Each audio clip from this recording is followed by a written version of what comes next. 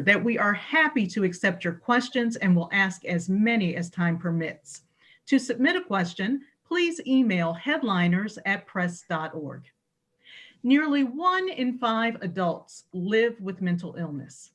In 2019, the National Institute of Mental Health reported just over 51 million people suffering from mental health issues that vary from mild to moderate to severe.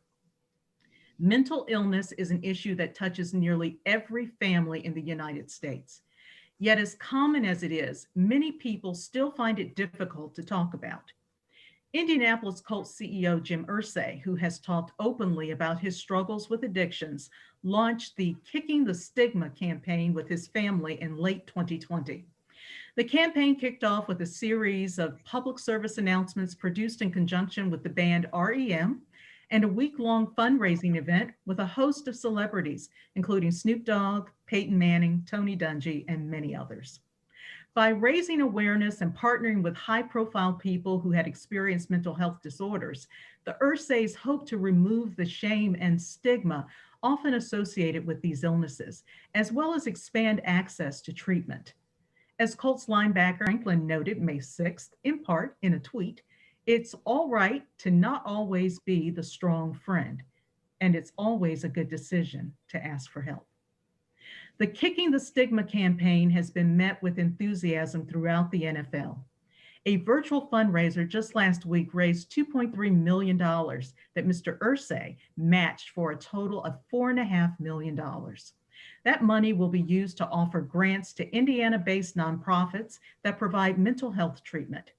Today, we're excited to learn more about this initiative, its motives, and its goals from Mr. Irsay, who has led the Colts as CEO since 1997, his daughter, Kalen Jackson, vice chair and co-owner, who is leading the campaign, and Mr. Franklin, who was drafted by the Colts in 2018 after an outstanding college career at Syracuse University. Mr. Franklin was named one of the 5 team captains heading into the 2020 season. Mr. Irsay, Ms. Jackson, Mr. Franklin, welcome to the National Press Club. Happy to have you. Having us. Thank you, Lisa. Thanks so much. It's a real honor to be here.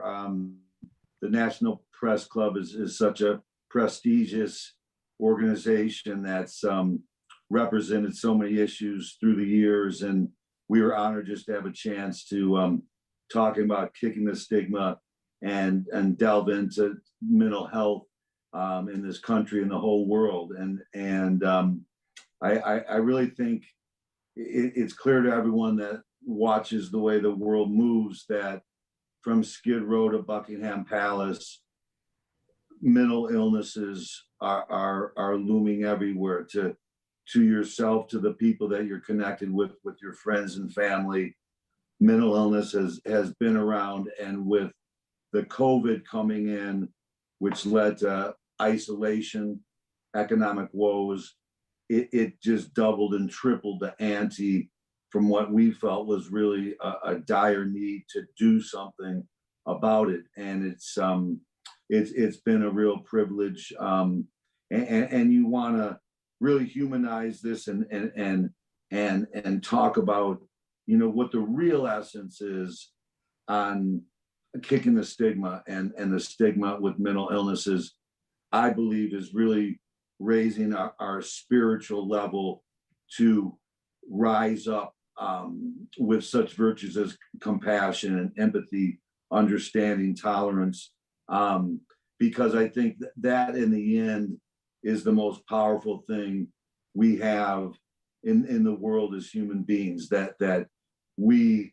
use our own human resources and reach as far as we can till we can connect to those much more powerful resources in the spiritual world and help make a difference. And with mental illness, with mental health, what's so difficult is it's a fatal disease, it's a serious disease. And even when you have everything going for you and you try to seek help and help is available, it's still a tough struggle. And so what we're trying to do is taking away that stigma part that at least gives more of a chance for there to be change in this country and the world. And it's very personal to me. I know right now on this sunny May day, as spring's coming in, there's people that are living in this darkness with in a black hole with no way out, and they feel like there's no way out. When you talk about that, it's very personal for you. Will you share with us where the inspiration came from to put this program together? You've talked about your struggles with addiction and other issues in the past. Yeah, for me, it runs so deep in the family because my grandfather died of alcoholism in 1927. He was a poor tailor that had just come to this country across Ellis Island 8 years before Alcoholics Anonymous was founded in 1935. There was no solution for him. My father perished from this disease in his early 70s, which was way too young, and fought it his whole life and watched him suffer. And that's the hardest thing to do with watching, and many other different things. Like my brother was born severely mentally handicapped, and I saw the stigma around him when friends wouldn't want to come by the house because he looked different or acted different. And so it branches out, and then for me, just going through that aspect of going through addiction, going through the injuries I had playing football and training, and then that leading to many surgeries, and then going through that addictive part, you realize that you can accomplish so many things, be so successful, and yet you cannot beat this, as they say, in hand-to-hand combat. I mean, the one thing about any mental illness is you cannot beat it alone. I mean, loneliness is one of the biggest negative components that we have. So it's really personal for me and and my family, because doing Stigma has been a healing for my family. That it's helped Kalen heal, it's helped me heal, it's helped things move forward, and it's so prevalent out there. People call up and want to share their stories and want to help because they know it's all around them, and they see people perishing all the time. Yeah, you mentioned that this is something that you can't beat alone. So it makes sense that the approach is coming from a team sport where you're calling on others to join the fight against the illness. And I'm going to put this question to Zaire and Jim. I'm sure you'll probably have something to say on this as well.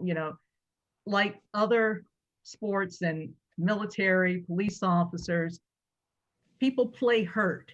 It's like there's a culture of playing hurt, no admitting when you need help. How hard is it to persuade players to come forward and get the help that they need? Zaire? It's extremely tough. I think just as professional athletes, guys who have come from so many different walks of life, is just so used to being able to persevere through so many different things they've gone through in their life, whether that was hardships and growing up in poverty, or, the struggle of, finding yourself alone in college and even making it through the combine. And you didn't made through so many different levels and so many different trials and tribulations throughout your life, just on the football field as an athlete. You're just so used to pushing through it. I played with torn ligaments and broken bones before sometimes, but like Mr. Irsay mentioned, this battle that you deal with mental health, it's not one that you're going to win one-on-one in a hand-to-hand combat. And I think a lot of it is kicking the stigma of, it's okay to let somebody know that you're not feeling well, and that you to talk to somebody about your problems and have someone that just has your back. Like you mentioned, we get this ideology that it's okay to play hurt and it's okay to just not be okay and just try to push through it. But mental health is one of those, dark and silent killers that we really need to just kind of talk and create that stigma that the more that we attack this disease together, the better off we'll all be. Kalen, did you want to add to that? Oh. Yeah, I was gonna say, Zaire said it really well, but he kind of helped us with an internal panel that we did with our team clinician, Dr. Liz White, and Zaire can talk a little bit about, how he uses her and how our team uses her. But I think even having her on staff since 2014, each year has helped, I would say, remove some of that stigma within the locker room. The more the guys have her around and see other guys, talking with her and checking in with her and seeing how it's not, it doesn't have to be crisis mode to go and talk with her. And I think that, like I said, Zaire could add a little bit more to that, but I think that that's one thing that I think we're proud of to have started before a lot of teams had started that. And we hope to continue to lead the way in this space within our locker room, but within our whole organization, and really trying to pave the way. And I think we do a lot, but I think that as the league as a whole, and really us, like we could continue to do more every year. There's not enough being done. And I think that's a big part of why we started this and why we're going to be continuing, to keep our foot on the pedal and really making this a priority for years to come. So what's the process for a player to, what do you do? I mean, do they go knock on Jim's door and say, hey, I need help? What's the process for getting engaged in the program? Well, I was going to say, I could let Zaire answer, but we have David Thornton is our director of player engagement. And so he does a lot of work with all the players. But Zaire, do you want to kind of talk, I guess, about your experience? Oh, for sure. Yeah, so like Kalen mentioned, the Colts have had a team clinician, since I've been here in the league, and had it in my 4 years here. She's been there, and she's always readily available. You always could catch her in the cafeteria. She makes herself very well known, very accessible, gets to know every player, no matter how long or short their stint may be. She always stops by and touches you and just lets you know that she's always there for you. And, whenever you need some time with her, or whenever you feel like, you may need some extra one-on-one time with her, it's nothing more than, just really creating an environment wherever you feel comfortable with it. I've had times where I was having a rough week, and now it's me and Miss Liz just sitting in the cafeteria, 2 hours after practice is finished, and I'm just, talking with her in the lunchroom. I know there's other scenarios in which you may really have something deeper going on, and you may need to go to our office, which is not really far away from the facility. And she has an office in the facility too, so she's extremely accessible. I think the Colts, they do a great job of that, just always allowing that aspect to be able to talk to her and reach out to her as much as you possibly need to. Jim, were you going to say something? I was just going to say we have such an incredible game, the game of football, and the thing about it is that our guys get ready to go to battle, and it's battle. I mean, it's a real thing for 3 hours between those lines. Having played at SMU, I can only speak from a college player, but I know what goes in. But they have each other's backs, and we have each other's backs, because you're going to a real battle here. You are going into the tunnel of adversity.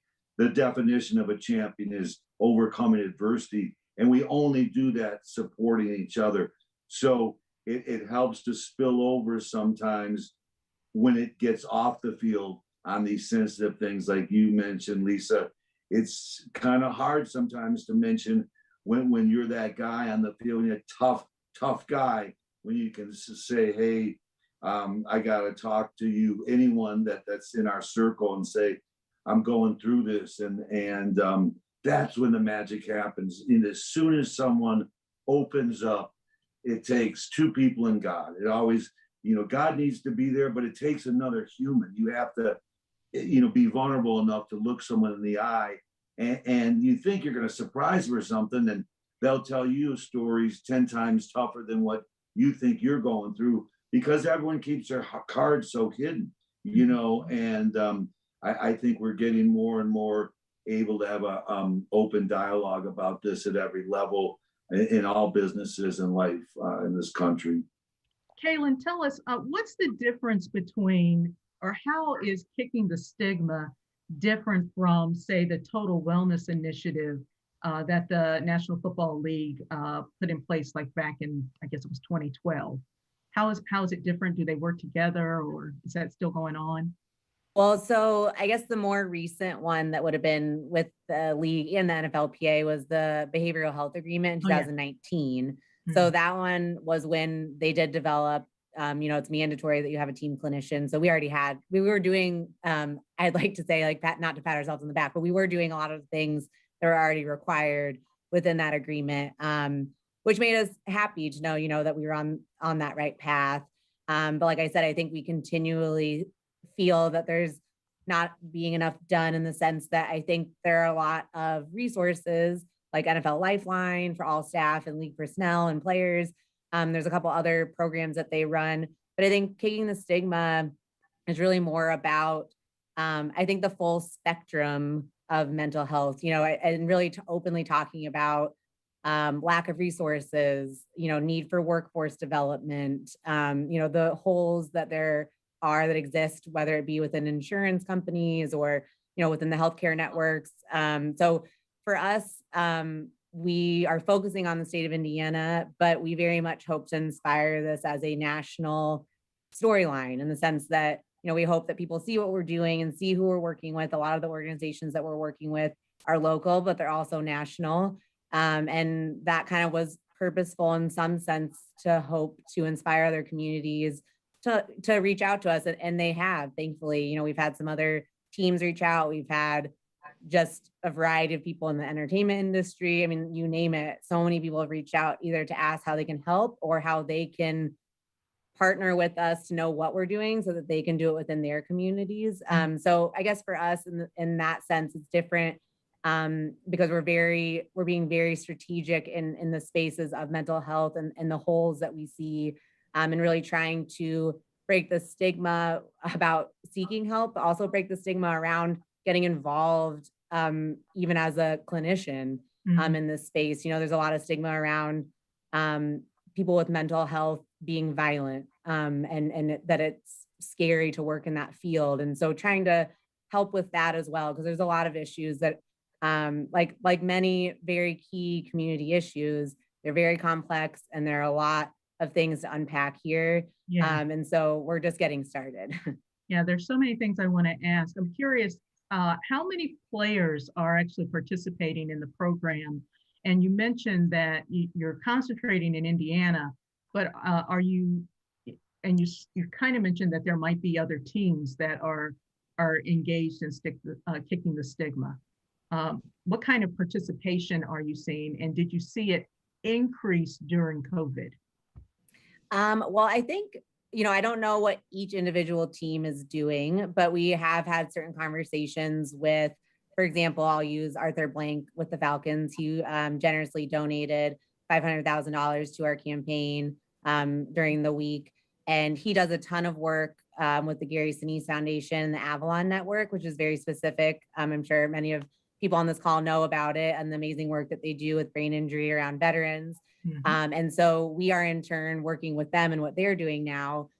So in that sense, we've had a lot of people contact us and be willing to participate in what we're doing, but also we've learned a lot from other people that are already doing amazing work in this space. But we've had a variety of owners reach out and ask, what we're doing, and even the league, they do draft-a-thon for the last 2 years during the draft, which is to raise funds for a variety of things. It started specifically with COVID last year. And then this year, it was 4 different specific pillars. And one of them was mental health. And they did reach out to us and really talk through who we had been speaking with, who we had been working with. And they ended up partnering with MHA, which is Mental Health America, and using them as their partner as they direct those funds to mental health. So in that sense, we feel very encouraged by the open communication and dialogue we've been able to have. And I think that they've also asked, how we did our player panels and how we did some of the things we did with our programming, because I think they are looking to do similar things that we kind of did, but more on a national league level, which is super encouraging to us. That was kind of the part of the point, was just to get this conversation started and get more people caring and talking about it. Zaire, talk a little bit about your personal engagement on it. and I'm going to say this as a Black man, but every day you live as a Black man. But there's always something just a little bit different about Black men participating in programs like this. And in addition to that, can you key us in on this linebacker dinner that you host? I want to hear about that as well. Yeah, so like you mentioned, there's a general stigma that, against, mental health and kind of what that perceives and to mean for people who experience it and what it means to be around people like that. And there's a kind of even deeper stigma within the Black community, the African American community, against mental health. So much. Our people have basically been through so much since we've been in America that it's like the next generation is always told by the previous generation to just toughen up and just basically power through it. Like, oh, we went through civil rights. What you're going through now isn't tough, and it's always a domino. Pull yourself up by your bootstraps. Exactly. So it's always some type of stigma from the previous generation, even though it always gets easier as we go. But it's definitely important. As a professional athlete, we have to consider ourselves leaders not only in our community in Indianapolis, but also to the different communities that we've affected throughout our careers. For me, it's Philadelphia and Syracuse. I know there's still young kids and people who rooted and watched me through my career, and it's important for me to portray certain messages and let them know that if you are going through something and if you do need help, that there's no stigma to having, mental health and whether it's depression, anxiety, or a different realm or spectrum of things you could feel, that it's okay to always ask for help. And as far as linebacker dinner, linebacker dinner is just basically a tradition that we started in our room my rookie year. We kind of all came in, 5 of us, myself, Darius Leonard, Matt Adams that year, I think it was, and Anthony Walker and a bunch of guys. We kind of came in, we were all new to the town and new to the team, and it was our way of connecting. And it's something that we basically held on even, to this day. I think we might get a linebacker in the dinner in this week now that we're here for OTAs. But like I mentioned on the panel that we had earlier with our team clinician, is actually kind of somewhat became a way for us to check in with each other.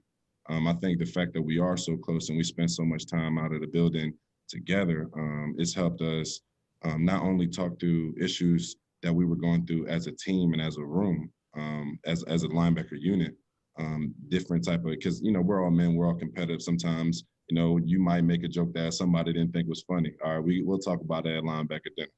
And it's also a different way to kind of check in on your teammates. There's been a couple of times where I skipped linebacker dinner a couple of times. Now I got Darius calling me, "Hey, Zaire, what's going on? Why you missing? Is it us? Is something going on at home?" It's kind of just a great way for us to kind of stay connected. And as Mr. Irsay and Kalen knows from just being around the team and football players for so long, the teams that really stick and are really special are the guys who really create those genuine bonds outside of the building.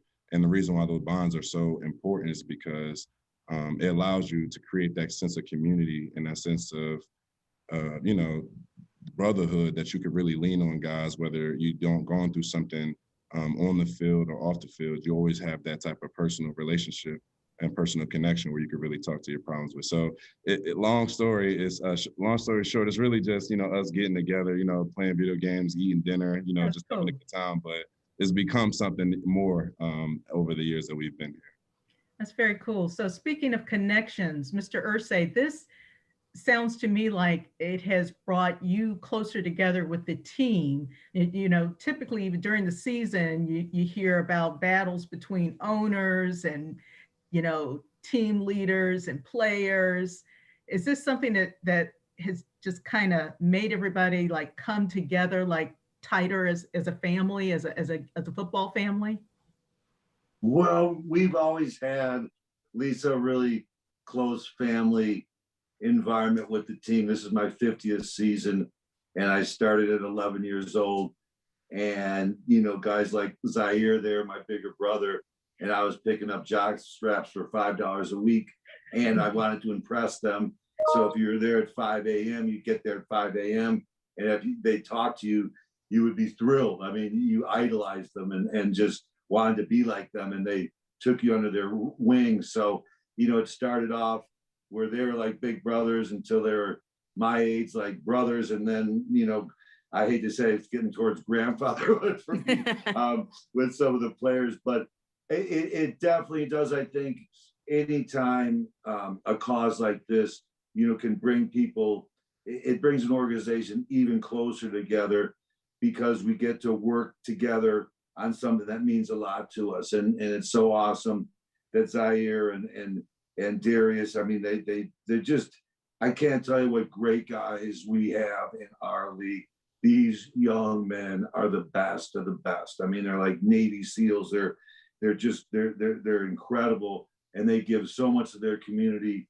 They have such a big schedule, and on Tuesday they're out in the community helping, and they do it because they're sincerely wanting to change the world and affect the world because they know how blessed they are. God's blessed them, and they want to return the blessing of God by using the blessings they've gotten and spreading and changing the world. And it's a privilege and an honor just to be able to, work with people like Zaire and others.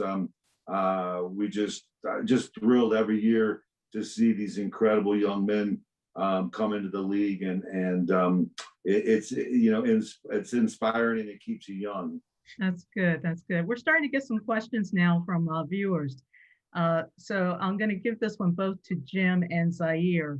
Probably to Zaire first, though, because you're on social media quite a bit. And the question is, social media bullying is an issue that has caused a lot of people to retreat into a shell and face depression. Does Kicking the Stigma address social media bullying specifically?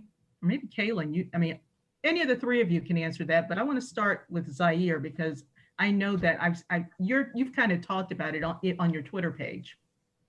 Well, I think, the whole social media bullying, a lot of that is people who deal with something on their own. And I think just social media kind of creates this environment where you can kind of portray or play any role or play any perspective that you deem fit at that moment. And I think the issue with social media bullying is a lot of times what you'll really see, especially for guys like, if I miss a tackle in a big game or something, I'll come back and my social media is going crazy. And a lot of my teammates have experienced that.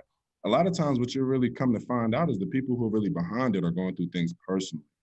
A lot of times the people who are lashing out and really trying to make you feel small themselves. And I think if we really start to get into the whole mental health thing and really start to work through it a lot, I think helping people in their personal lives might help actually make social media a little bit of a safer place because it does get to a little bit of bullying right now. So I think Kicking the Stigma kind of touches it on both levels. One as helping people personally so they don't have to lash out, and then also it help give people the tools to work through those type of scenarios in which they may have had or are dealing with bad experiences on social media. Kalen, you look like you want to say something. Yeah, no, I was going to say it's funny because Zaire, like that's something that I've said as well, being a public figure of any kind, you're putting yourself out there for exposure in a way that's different to a lot of people. But I think the bullying exists whether you have 10 followers or you have hundreds of thousands. And I think reality is our world has a lot of things that are going to exist that are difficult. And I think if you go and watch the player panel that Zaire was on, our team clinician Liz talks a lot about, what's your mental health toolkit? So I think for a lot of people, I think Kicking the Stigma, part of it is helping, you realizing what do you need? What's the best, because not what's best for me isn't what's best for Zaire, so what's best for you or my dad. And I think, really taking the time to learn, when you need to take a step back, maybe you need to turn that off for a while, maybe, whatever is best for your mental health, I think isn't necessarily as good for someone else. So I think it's really kind of really trying to get to know yourself better and really learning how to handle some of the parts of life that are really difficult. Because I think that's the reality, is that there are difficult things that will exist, whether you are having the best day ever. There's still really extremely difficult things going on. I think like my dad speaks to, and like a lot of the players speak to, I think there's a stigma around, I have everything I could ever want. I have all the money that I need. I have food on the table. I have a roof over my head. What's wrong with me? Why do I'm still sad. I shouldn't be. And you get into this negative self-talk that can lead down a really dangerous road. And I think that that's a big part of this. But I think to Zaire's point, we talk about that a lot. My dad and I have talked about that a lot through his struggles. People still say stuff currently, about any picture that's put up, or, and a lot of times I think to myself, and I think it's a lot of how we were raised and how my parents raised us, is to think exactly what Zaire said, which is, God, what a headspace that person has to be in to like be attacking somebody in that way when they don't even know me. But I think I tend to try to go there instead of the opposite, but not everybody can do that. And I think that's what I mean by the mental health toolkit is trying to help you gain that mental strength to fight against those things. Jim? Yeah, that's really a great question. And there needs to be even more resources looked at that, because it kind of started with cars and rage driving, where you could be kind of hidden behind the scenes and get away with this untoward behavior. And then now with social media, you can sit in the weeds, no one can see you, you can shoot your arrows. But like Zaire said, the only way to defeat that is through love and compassion. It's like if someone's, just treating you rudely in the grocery store, the best thing to say is, come here, you look like you could use a hug. and sometimes they'll just start crying, because it's true. If you attack them, we got to stop this circle of you did this to me, I'm gonna do this to you, and I'm gonna put you down because you put me down. We have to stop somewhere and say, no, I love you, and you may be having a bad day, but you're not gonna get me engaged in this, hate warfare, because it has to stop at every level in our society. Yeah, I remember the words of a very special former first lady: when they go low, we go high. Yeah, that makes complete sense. How are you guys reaching out to the youth? Because I mean, they're super engaged in social media and are experiencing that bullying. Tell us how you're reaching out through the program to youth in school. I could start. So we haven't even been doing this for years. So I guess our first PSA was released in November, I believe it was. And we've since then had 3, which I think in itself has been a way to reach out to all ages. But through our programming, I'd say our biggest one that's connected to youth is an organization called Bring Change to Mind. And for those who don't know about it, it was founded by actress Glenn Close. And it's very unique because it's student run. So they're within high schools and they're all student based, and it's all about anti-stigma. And so that one has been thriving. And one of the main states that they've been having success in is Indiana. But they're national. And so that's one that we've really honed in on in terms of youth specific. But we are planning on dedicating a game this season to Kicking the Stigma. And it'll be in the month of September, which is Mental Health Recovery Month, and also Suicide Prevention Awareness Month as well. And so we're going to be really honing in on youth specifically during that week, and really ways that we can connect with elementary and middle school level age students. So currently we are in the midst of meeting after meeting after meeting with organizations that run from hospital networks to organizations like Bring Change to Mind, and trying to find the best way to connect with schools, and really a holistic approach to help students, but also the parents in understanding. Because I think sadly, suicide specific in terms of ideation is getting younger and younger. They're seeing it in even 8 and 10-year-olds in the state of Indiana who have actual plans of what they would do. And I think for parents, it's really difficult. I know for myself as a mom of 2 girls, it's extremely hard to hear. And I think you think when they say something like that they're so young, they can't possibly mean that or anything like that. But I think it's really about educating the whole family and helping holistically in that sense. So we're really in the midst of programming and where we're going to really impact change at that elementary and middle school level currently. So we'll have a lot more to show for that in September. Zaire, do you want to share with us any particular instances where you found the program to be helpful, or any specific instances where you've had to like pull a guy out and say, hey, you know, you really need to stop. It's a good time for you to talk now. You know, I could just, you know, speak, you know, to my own personal battles.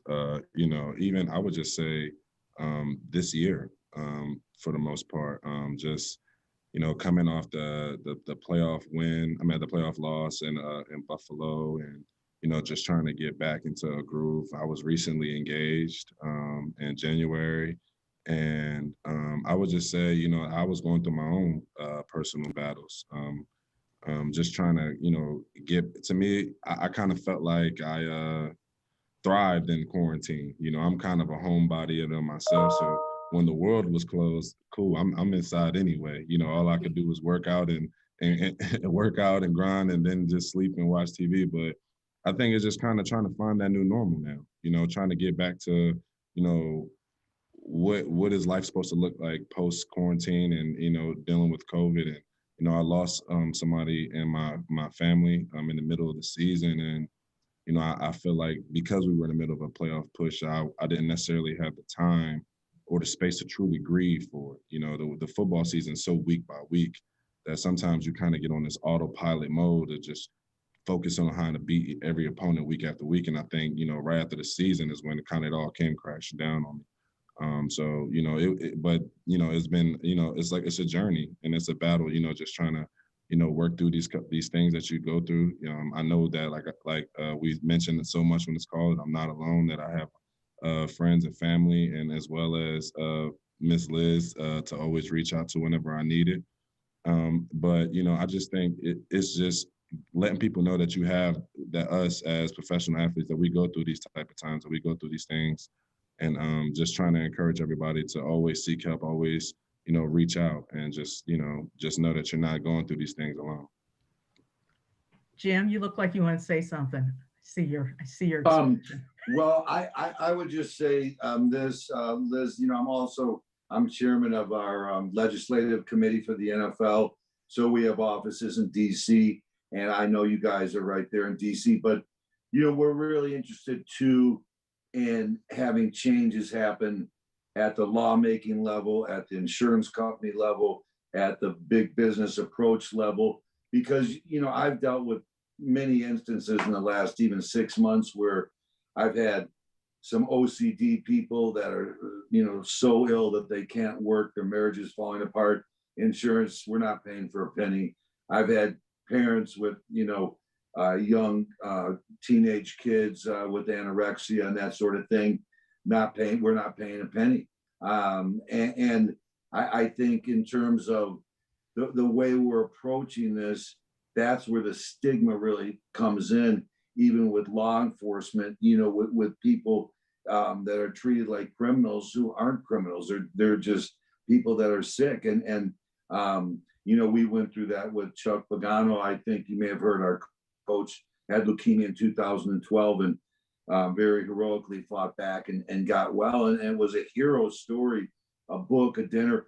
But if it would have been a mental illness, it would have been a whole different story, the way it would be looked at, unfortunately. And so we're really looking to make changes at every level. And on this subject, I mean, to change the world, you got to get to the kids. I mean, that's where it's at. You know, you take young children, 4, 5, 6 years old, and just, you know, show them the direction of love and compassion and those things, and tolerance, and they will grow into that. And so I think it's such an obligation for us to get to the kids wherever possible, because that's our future.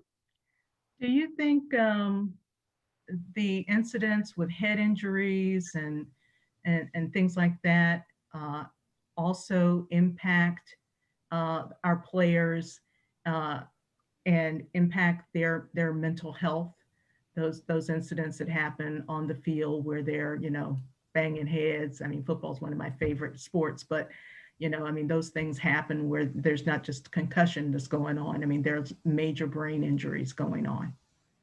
Well, it can. I mean, it's a good question because I think, what I've seen through mental health and diagnoses through the years is often, there's termed a dual diagnosis. In other words, let's say someone comes in and, well, I've been drinking and drugging a lot, but mostly I'm depressed, and sometimes it's a choosing of, well, which came first and really where's the root of the illness. So I think you just have to be expert because, for instance, with our head injuries and what we've gone through with concussions, that there's specifically some cases where CTE, has caused some real damage. And then there's other cases where if they're an addict or alcoholic, I mean, you don't, if you have CTE, you don't become an addict or alcoholic. I mean, that's just not the way it works. You're an addict or alcoholic because it's genetic. We have no blood test to prove it, but we know it's genetic. And just like many guys coming back from war, they may have had a lot of post-traumatic stress syndrome, but they don't become addicts or alcoholics. Some do. The ones that did, because that's, was their root of their problem is alcoholism, so to speak. So I think we have to look at all those aspects, because anytime the mind is altered and the mood gets altered and depressive states come in or not wanting to live, comes in, we need to have as much help there as possible. And I know we keep studying more and more about that aspect to learn more, because there's no question all part of that mental, emotional health is tied to all those things, including injuries to the brain. Right. Kalen, are the players, this is partially a question from a viewer, but are players made to participate? Is this a mandatory program for players? And then can you go into what trainers and other folks on the team are told to look for, what signs they're told to look for that could potentially, lead them to engaging with a player on that level? Yeah, so I guess in terms of Kicking the Stigma as a program, so it's more of an initiative and a campaign. So really we asked people who would be interested in participating. And I think it ran the gamut from people who feel like they had personal ties to it to just simply that they believe in the campaign and they just wanted to help in any way they could. So I wanted to mention too, and so this kind of fits. So all the programming we did was very unique because of COVID. So we hoped to have had an in-person event, but because we couldn't, we ended up kind of just leaning in very heavily to the digital space. But it really made it unique because we were able to connect with a lot of people we may not have been able to if it was in person. So our goal really through the messaging and the video content pieces was to have as many conversations with a variety of people as possible, from players to staff to entertainment individuals. And so everything that we've been talking about, from the panel that Zaire was on, to the interview with Snoop Dogg and Peyton, to our bigger panel that had players throughout the league and Carson Daly, all of those you can still find them on our YouTube channel playlist, and also at colts.com/kicking the stigma. So if anyone's interested in looking at any of that or sharing that with anybody, I think that was a big part of it too, is that we hope this continues to live. One of the examples that I could use that we're looking at right now is sharing all the links with our IPS superintendents in all schools to be able to showcase them to students in the classroom or whatever it might be.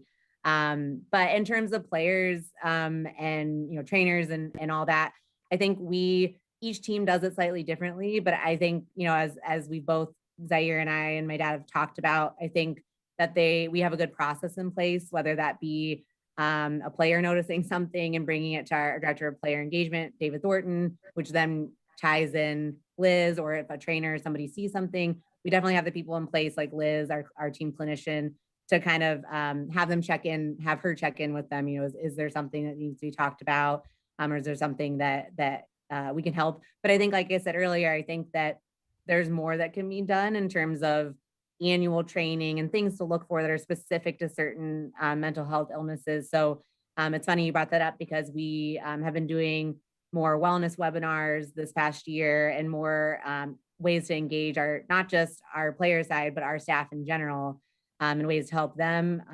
But we were literally just talking about different trainings that we could offer to the staff on that side of the building and our overall staff. So we're continually trying to get better.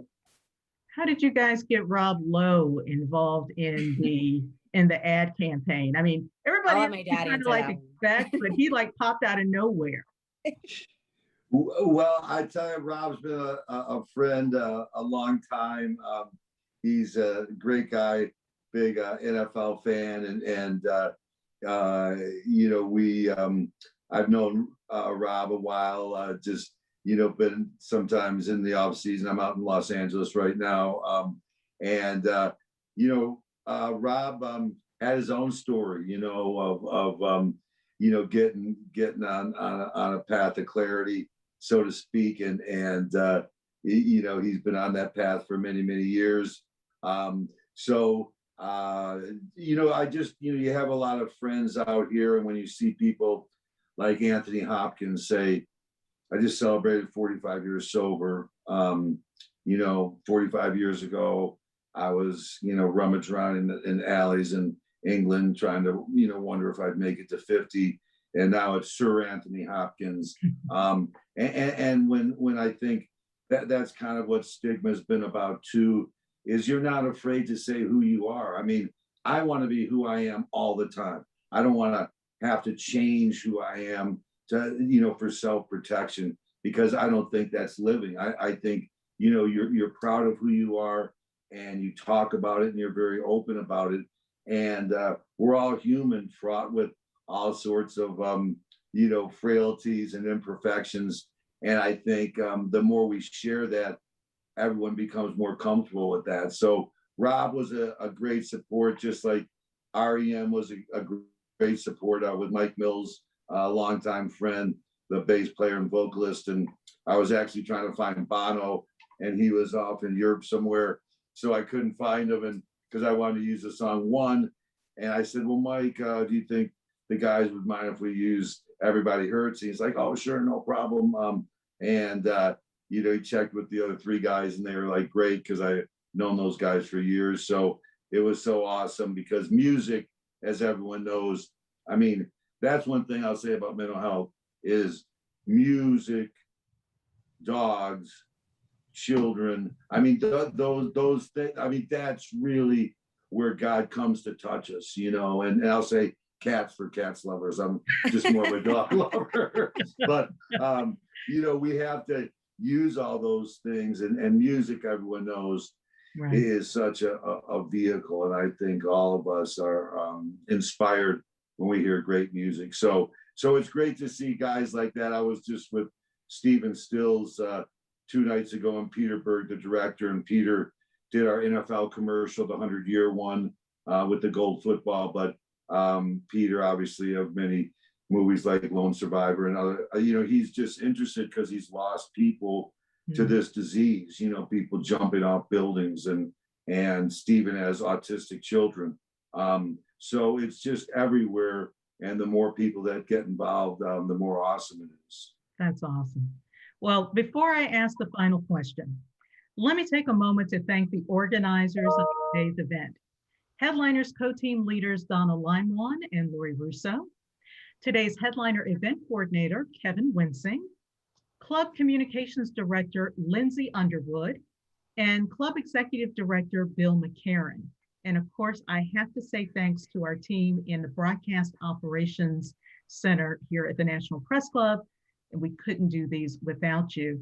And I also want to give a shout out to Lindsay Underwood, because this is her final production with me, at least, for the month. She's going to be leaving us and heading off to Boston, but you will forever be in my heart, Lindsay. So thank you for all that you've done over the years at the National Press Club. I'd also like to tell you about some upcoming National Press Club headliners. Tomorrow, we'll speak with Pulitzer Prize winning journalist Elizabeth McGowan about her memoir, Out Peddling the Big C, My Healing Cycle Across America. And on May 20th, we'll hear from Atlantic senior editor Ron Brownstein, who will discuss his new book. And Jim, I think you might want to tune in for this. Rock Me on the Water, 1974, the year Los Angeles transformed movies, music, television, and politics. So to be a rock and not to roll, Lisa. There it is. So now for our last questions, and I have to ask, you know, there was a time, 1989, when sports betting was taboo, illegal, stinky, stinky stuff. Pete Rose never got over it. What do you think about sports betting, Jim Irsay? You know, I think it's gone on in Europe for a very long time, and I think that sports betting is something that's a positive thing when it's done and enjoyed the right way, you know, and it goes on, and it has gone on, you know, for a long time, and always goes on in this country. In Europe, for instance, you know, with soccer and everything, and you can bet on almost anything over there. So you know, the world changes. You know, you're right. We never thought in '89 to think we'd have a team in Las Vegas. That was never conceivable. It's like, how are we gonna have a team in Las Vegas? But you know, the game is what we put first and foremost. So we're really, you know, very much always looking to protect the game and protect the integrity of the game. And you know, we've been able to do that really well so far for the last many decades. And of course, there's been scandals that go back to the early part of the other century and that sort of thing. But really, you know, I think like anything else, you know, if you're a winemaker, you say, you know, you don't say, well, why are you making wine? You're going to create alcoholics. I mean, that's not realistic. I mean, if sports gaming is done in an enjoyable way, we have so many things go on in this country with, you know, the Final Four brackets and office pools and that sort of thing. So, you know, to me, it's a positive thing, but it has to be monitored to protect the game. And now to protect the players too, right? I mean, you don't have any concerns about players getting involved in that? Well, definitely so. You know, players, you know, anyone that has an insight into that game on that field, you know, you have to be very, you know, protective of that. And so I think, you know, that's just something that we, you know, we have to monitor, and you have to also protect any, you know, again, getting into the stigma of illnesses that, you know, we went through with the player, Art Sleester, who had just a terrible gambling addiction that ruined his life. And Art's battled back some to this point, but it's still, you know, been tough for him. And great player at Ohio State that we took in the 4th pick of the 1st round in '82. It wasn't, you know, it was an indication where you have to protect the game, and we're very aware about people's intentions that get onto the field and, you know, deal with any part of the game. It's watched very closely. All right. Well, I want to thank you so much, Jim Irsay, Zaire Franklin, Kalen Jackson, for joining us here at the National Press Club today to talk about Kicking the Stigma. We really appreciate your time today and sharing your stories. And Kalen, if you want to throw out that website again. Yeah. Colts.com/kicking the stigma. And you can find all the information there. You can also go to the Colts YouTube channel if that's more accessible or easier for any of you. And that's where all of our video content lives, on the Kicking the Stigma playlist. And Lisa, tell Lindsay, for God's sakes, don't become a Patriot fan out there in Boston. Please. Our nemesis. I would hope that since she's in DC, she's been rooting for the Skins. Oh, they're not Skins, the Washington football team. Thank you guys for joining us. We appreciate it so much. Thank you so much. Thanks for having me. Thanks. Bye-bye. Thanks. Bye, Zaire. Bye.